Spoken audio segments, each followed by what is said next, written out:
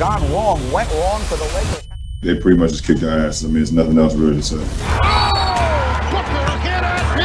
It's been a roller coaster for us all year, especially with injuries. LeBron and Anthony Davis out. The Lakers lost again. How much ground do they lose come playoff time? The Phoenix Suns have beaten the defending champion. It's been mentally draining, spiritually, emotionally draining. We've given everything we had up until this moment. Made a better man win.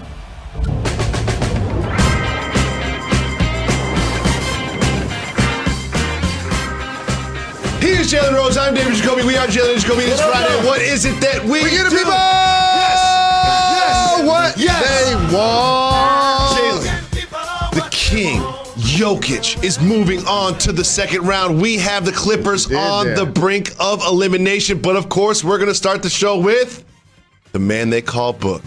Devin Booker wasn't just in his bag. He had the Duffy out. 22 in the first quarter. Jalen, what do you think about the Suns' performance? I think the Lakers got waxed. That's what I think. And Devin Booker was the guy that kicked it off. Mm-hmm. And the way he started the game, he left no doubt who was going to win. Like, the Lakers made slight runs where they started to play faster, put LeBron in like the 4-5, shooter tried to pick up 94 feet, that type of thing. But every time things got near 10, give it to Book, let him cook. That's all it was. And it was great to watch because he was taking everybody to school. Anybody in front of him. Anybody in front of him, he was taking to school. And it was great to see him in his first playoff performance as a 2 seed show up on a big stage like Los Angeles, playing against a player like LeBron James in an opportunity to do a closeout and actually make it happen. I know the Lakers are Lakers and we're going to get to them, but we need to celebrate the Suns for a second because Ayton had a great performance. Yes. And when like you mentioned, the runs the Lakers went on, and we both stayed up late to watch this, but they didn't really get threatened. But anytime there's a threat, and they said, you know what? Let me put Chris Paul in the game at a critical moment in the fourth quarter. And Chris Paul's leadership, experience, and savvy does what for them? It sets a calming influence on the team. It's like, oh, okay, they making a run. Drop it off to Bridges for a 3. Drop it off to Johnson for a 3. Drop it off to Crowder. You know what I'll do? I'll shoot. And you know what he let them know? That I'm that dude. I'm that deal. They had to reinvent himself. By the way, remember, at one point of his career, Chris Paul was actually traded to the Lakers. Good point. And it was vetoed. David Stern was like, nah, y'all. So just think about this. As a member of the Clippers, Lob City didn't get it done. People assassinated Chris Paul's character. As a member of the Houston Rockets with James Harden, they didn't get it done. People assassinated Chris Paul's character. He had to go back to Oklahoma City and reinvent his name, his game, and his value. And with the Suns playing the way they did in the bubble, now you add him. Now you add Crowder. And it's a beautiful movie to watch him beat his guy LeBron James in a playoff series in the first round. Jalen, you know how I feel about LeBron. I'm a LeBron stan. I'll say it into a microphone. I'm a stan for LeBron James ever since before he was in the league. I had higher expectations for him in this game. I had higher expectations for LeBron James. I don't know if he's 100% healthy or what happened, but I thought in an elimination game against the Suns, I kind of expected more from him, didn't you? I think they call people like you bronzesexuals. No. LeBron stan is fine. I think you put that. No. LeBron stan is fine. Okay, got it. Here's the thing. When Jason Tatum is going against the Nets, we need him to put up big numbers. 50. When Dame Lillard is going against the Nuggets, 55. we need him to put up numbers. And if we're going to say you're in the conversation of GOAT with Michael Jordan, I need buckets. I don't need you looking at the sideline like, get me out. LeBron James he asked to come out. He looked tired. Now, I like to judge everything on the totality of what I see. Now, I saw 2 games ago, LeBron James didn't finish the game strong. He was passive at the end of the game. I saw the game after that, he left with 6 minutes to go or so.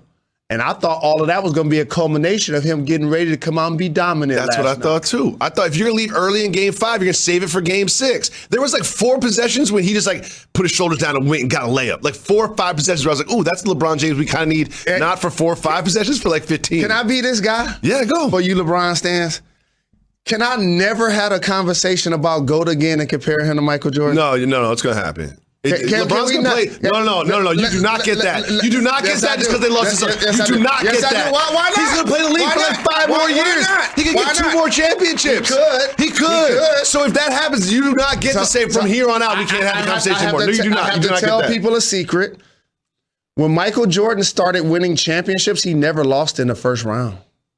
It never happened once he started winning championships. It never happened. Well, you know what? Here's the thing is LeBron has 17 excuses about this. The bubble, the early season, the injuries to AD. But there's something worth pointing out is Jamal Murray playing? Not going to be able right to do now? it. Oh, they happen to? No. Oh, okay. No. So their second best players out and LeBron is still in the GOAT conversation. He's just no Michael Jordan. Oh, and let me just tell you this, fam. No, I'm doing this because so many people who have this debate needed a visual like this.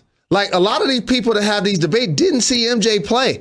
So now seeing LeBron lose in the first round, it makes you now go back and look at the footage. It makes you go back and now pay attention to the script. Okay. And all I know is I can't believe we're doing this. At the same point in LeBron's career, MJ was with the Wizards. How many championships did he win with the Wizards? with the Wizards, stop it. That's the same point in his career. How many three-peats do LeBron have? 0. Okay, MJ has 2. Mic drop.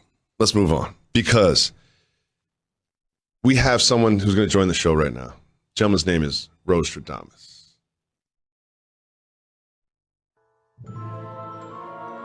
Rose Stradamus is joining the show, and here's what Rose Stradamus said about the Lakers' title chances before the playoffs started.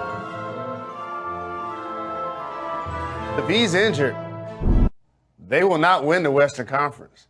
You know it, and I know it. If the Lakers are a part of the play-in, they will not win the championship this year. I don't believe that they're going to be able to achieve their goal if they are part of the play-in. If he's hobbled in any way, shape, or form, the Phoenix Suns will advance.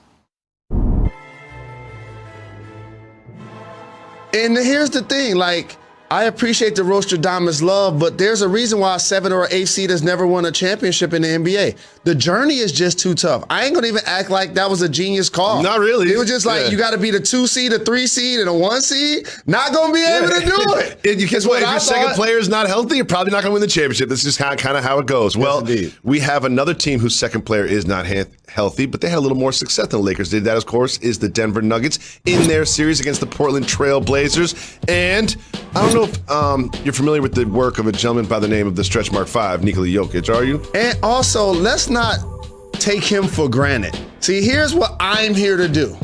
So before people was on the Denver bandwagon, shout to my guy Monte Morris representing Flint Town, doing work, scoring over 20 the last couple of games. All I know is on this show, we big up the Denver Nuggets.